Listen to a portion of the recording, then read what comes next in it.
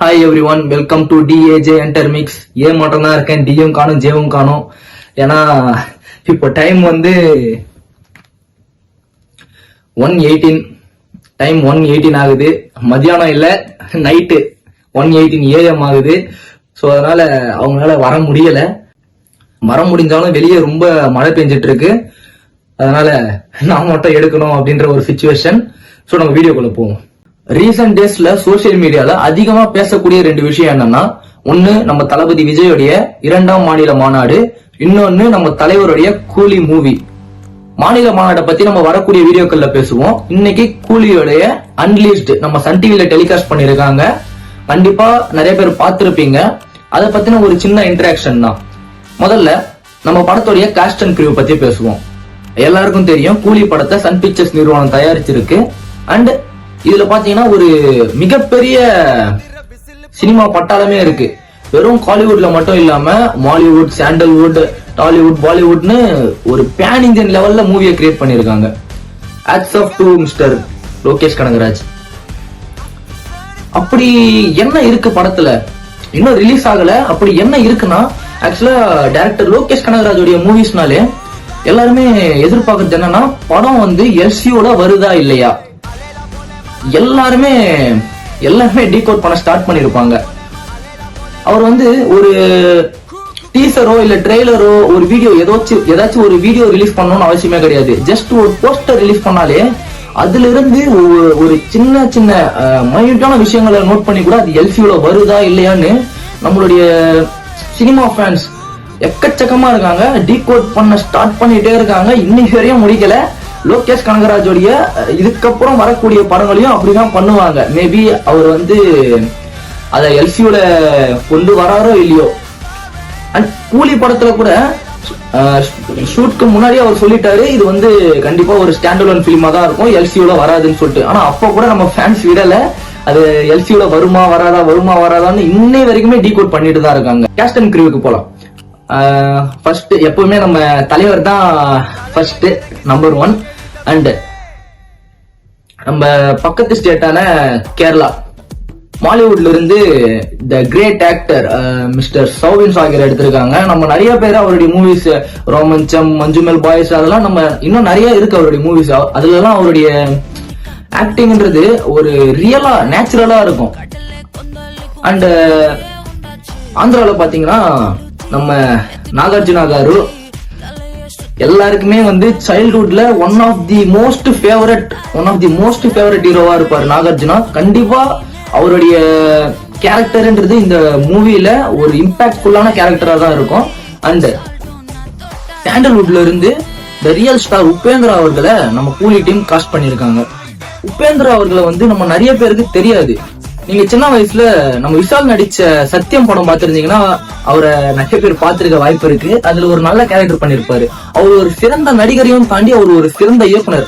இன்றைய காலகட்டத்துல மட்டும் இல்லாம அப்போ அவரு நடிக்க ஆரம்பிச்சதுல இருந்து, அவரு படம் இயக்க ஆரம்பிச்சதுல இருந்து இப்போ வரைக்குமே எல்லாருக்குமே ஒரு இன்ஸ்பிரேஷனா தான் விளங்குறாரு.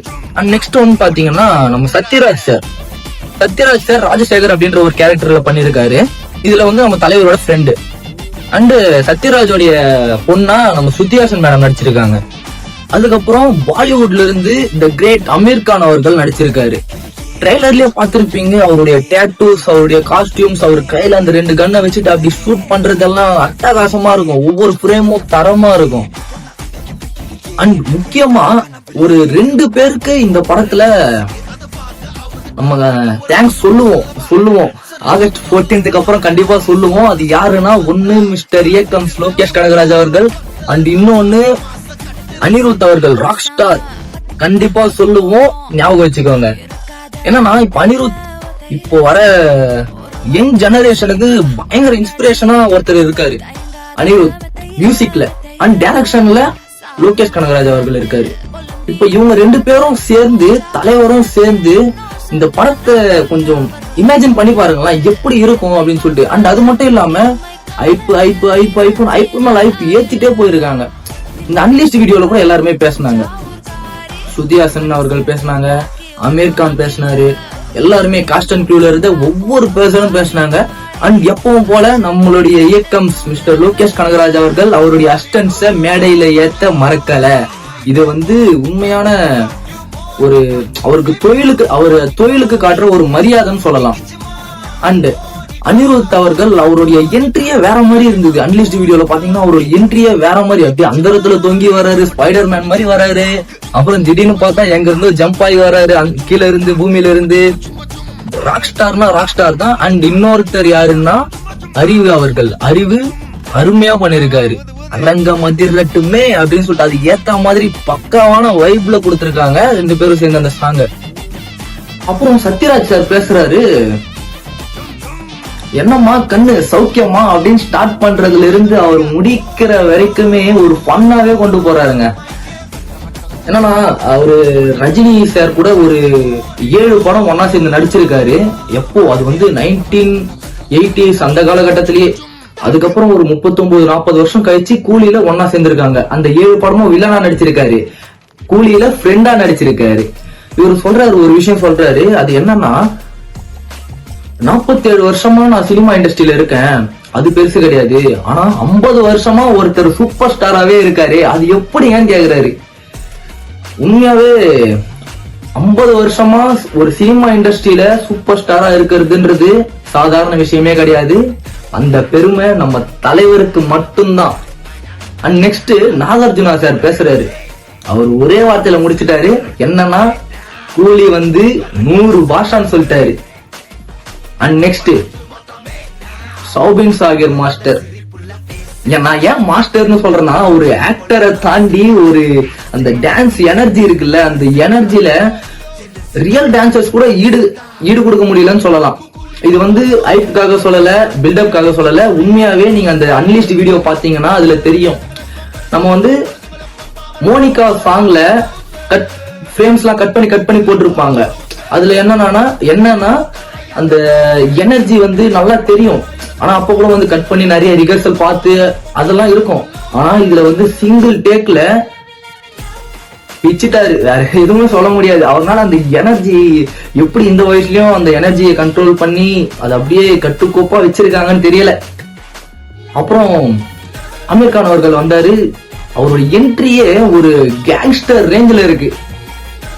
எந்த கெட்டப்ல அவர் படத்துல நடிச்சாரோ அந்த கெட்டப்லயே என்ட்ரி ஆகுறாரு. ஒரு கேங்ஸ்டர், ரியல் கேங்ஸ்டர் எப்படி இருப்பாங்களோ அந்த மாதிரி. அப்புறம் எப்பவும் போல மிஸ்டர் இயக்கம் லோகேஷ் கனகராஜ் அவர்கள், அவர் வந்து எல்லா மேடையிலுமே கம்மியா அளவா பேசுறாரு. அதுவும் நல்லதுதான். அளவா பேசினாதான் அதிகமா நம்ம செயல்ல காட்ட முடியும்னு சொல்லுவாங்கல்ல, அதுக்கு ஒரு எடுத்துக்காட்டு நம்ம டைரக்டர் அவர்கள். ஆனா அளவா பேசுறது மேடைகள்ல மட்டும்தான். இன்டர்வியூல பாத்தீங்கன்னா ஒரு படம் லென்த்துக்கு இன்டர்வியூ கொடுத்திருப்பாரு. ஆனா எதுவுமே சலிக்காதீங்க, கண்டிப்பா சொல்றேன். எல்லா இன்டர்வியூமே ஒரு இப்ப இருக்கிற ஒரு ஜெனரேஷனுக்கான ஒரு ஃபில்ம் மேக்கர்ஸ் இருக்காங்களா, அவங்களுக்கு கண்டிப்பா யூஸ்ஃபுல்லா தான் இருக்கும். யாருமே மிஸ் பண்ணிடாதீங்க. அண்ட் ஃபைனலா நம்ம தலைவர், அவர் வந்து ஆக்டரா இல்ல ஸ்டாண்ட் அப் காமெடியனான்னு தெரியல, எல்லாருமே கலாய்க்கிறாரு, செஞ்சு விட்டாரு, செதற விட்டாரு, அவ்வளவுதான் சொல்ல முடியும். ஏன்னா அவரு பேசுறாரு கேட்டுட்டே இருக்கும், சலிக்கவே இல்லை. அது ஏன்னு தெரியல. இந்த வீடியோலாம் கிடையாது, இதுக்கு முன்னாடி வந்த ஒவ்வொரு படத்தோடைய ஆடியோ லான்ச்லயும் சரி, அவரு பழைய இன்டர்வியூ பாத்தீங்கன்னா கூட அப்படிதான் இருக்கும். நிறைய பேசுவாரு. ஆனா எதுவுமே சலிப்பாவே இருக்காது. கேட்கலாம் கேட்டுட்டே இருக்கலாம் தான் தோணும். அதே மாதிரிதான் எல்லாருமே செஞ்சு விட்டாரு இந்த வீடியோல. அது மட்டும் இல்லாம அவரு ஸ்டார்டிங்ல இருந்து எப்படி சூப்பர் ஸ்டார் ஆனாரு அப்படின்ற அவரு வாழ்க்கையில் நடந்த ஒரு சின்ன இன்சிடென்ட்டை நம்ம கிட்ட பகிர்ந்தாரு. அது எல்லாருமே ரொம்ப யூஸ்ஃபுல்லா இருந்தது. உங்களுக்கும் யூஸ்ஃபுல்லா இருக்கும்னு நினைக்கிறேன். கண்டிப்பா அந்த வீடியோ ரிலீஸ் பண்ணுவாங்க, சன் டிவி யூடியூப் சேனல்ல ரிலீஸ் பண்ணுவாங்க. கண்டிப்பா பாருங்க, யூஸ்ஃபுல்லா இருக்கும். டீகோட் பண்றதுல நம்ம ஆளுங்களை அடிச்சிக்கவே முடியாதுங்க. ஏஐ விட ரொம்ப ஃபாஸ்டா இருக்காங்க, அட்வான்ஸ்டா இருக்காங்க. டீகோடிங்ல என்னடா பேச போற, ஆல்ரெடி நிறைய பேர் எல்சியூ தான் என்னென்னவோ டீகோட் பண்ணிட்டு வராங்க அப்படின்னு கேட்கலாம். டீகோடிங் பத்தி நம்ம பேசணும்னா, நம்ம டீகோடிங் என்னென்ன டீகோட் பண்ண போறோம்னு பேச போறது இல்ல, என்னென்ன பண்ணிருக்காங்கன்றத நம்ம பேசுவோம். ஃபர்ஸ்ட் விக்ரம் படத்தை நீங்க பாத்தீங்கன்னா டைலாக் ஒண்ணு வரும். என்னன்னா, ஆர்பர்ல இருந்து காணாம போன அந்த 2 கண்டெய்னர் அப்படின்னு சொல்லிட்டு ஒரு டைலாக் வரும். எங்கடா இது ஆர்பர்ல இருந்து காணாம போன 2 கண்டெய்னர் அப்படின்னு தேடும்போது கூலி ட்ரெய்லர்ல அமீர் கான் 2 கை இப்படி நீட்டிட்டு இருப்பாரு, 2 கண்டெய்னர் முன்னாடி இருக்கும். அவ்வளவுதான் நான் போடுறான் எல்சியோடான்னு சொல்லிட்டு முடிவு பண்ணிட்டானுங்க. அண்ட் அதுக்கப்புறம் பாத்தீங்கன்னா 30 வருஷமா நான் அண்டர் கிரவுண்ட்ல வாழ்ந்துட்டு இருக்கேன் அப்படின்னு சொல்லிட்டு நம்ம கமல் சார் வந்து விக்ரம் மூவில சொல்லியிருப்பாரு. அதுக்கேற்ற மாதிரி கூலி ட்ரெய்லர்ல சத்யராஜ் சார் சொல்லுவாரு, 30 வருஷமா ஒருத்தனை நான் ஆஃப்லைன்லயே வச்சிட்டு இருக்கேன் அப்படின்ட்டு. அவ்வளவுதான் நான் போடுறா எல்சியோடா அப்படின்னு சொல்லிட்டு ரீகோட் பண்ணிட்டாங்க. அதுக்கப்புறம் விக்ரம் படத்துல ஃபகத் ஃபாசில் இன்வெஸ்டிகேட் பண்ணுவார்ல, அதுல வந்து மயக்கமா இருக்கிற மாதிரி ஒருத்தர் சொல்லுவாரு, இந்த மாதிரி பெரிய லோடு எல்லாம் கண்டெய்னர்ல கப்பல்ல தான் இந்த மாதிரி ஏத்துவாங்க அப்படின்னு சொல்லிட்டு. அவ்வளவுதான், கூலி படம் ஃபுல்லாவே ஆர்பர் கண்டெய்னர் கப்பல் இததான் இருக்கு. அவ்வளவுதான்டா எல்சியூ கன்ஃபார்ம் டீகோட் பண்ணு அப்படின்னு சொல்லிட்டு அதையும் பிக்ஸ் பண்ணிட்டாங்க. இன்னொரு முக்கியமான ஒரு விஷயம் என்னன்னா, நம்ம சிவகார்த்திகேயன் அவர்கள் கூலி படத்துல ஒரு முக்கியமான ஒரு கேமியோ பண்ணிருக்காரு அப்படின்னு சொல்லிட்டு ரூமர்ஸ் எல்லாம் நிறைய ஸ்ப்ரெட் ஆயிட்டு இருக்கு சோசியல் மீடியால. அது என்னன்னு பாத்தீங்கன்னா, நம்ம ட்ரெய்லர்லயே பார்த்திருப்போம், தலைவர் சிகரெட் வைக்கும் போது அப்படியே பழைய தலைவர் ஒருவர் அப்படின்னு சொல்லிட்டு, அந்த தலைவரே சிவகார்த்திகேயன் தான் அப்படின்னு சொல்லிட்டு கிட்டத்தட்ட பிக்ஸ் பண்ணிட்டாங்க. ஏன்னா இத வந்து ஹிந்தி ட்ரெய்லர்ல பார்த்தோம்னா வேற ஒரு ஷார்ட் ஒன் வச்சிருப்பாங்க, பேக் ஆங்கிள் இருந்து பாக்குற மாதிரி. அதுல சிவகார்த்திகேயன் மாதிரி தான் இருக்கு கிட்டத்தட்ட அப்படின்னு சொல்லிட்டு, அதனால சிவகார்த்திகேயன் கண்டிப்பா நடிச்சிருக்காரு அப்படின்னு சொல்லிட்டு. அண்ட் இன்னொரு இடம் எங்கன்னா, கூலி ப்ரொமோஷன் போயிட்டு இருக்கும் போது ஏதோ ஒரு போட்டோ பிடிச்சி இன்ஸ்டாகிராம்ல அப்லோட் பண்ணிருக்காங்க. கடைசியா அதுல சிவகார்த்திகேயன் அவர்களை டேக் பண்ணிருக்காங்க. சோ அதுல இருந்து சிவகார்த்திகேயனும் இருப்பாரோன்னு சொல்லிட்டு டீகோட் ஸ்டார்ட் பண்ணி, அந்த தலைவர் அதான் பிளாஷ்பேக் தலைவரே சிவகார்த்திகேயன் தான் அப்படின்னு சொல்லிட்டு அது ஒரு விஷயம் ரூமர்ஸ் போயிட்டு இருக்கு.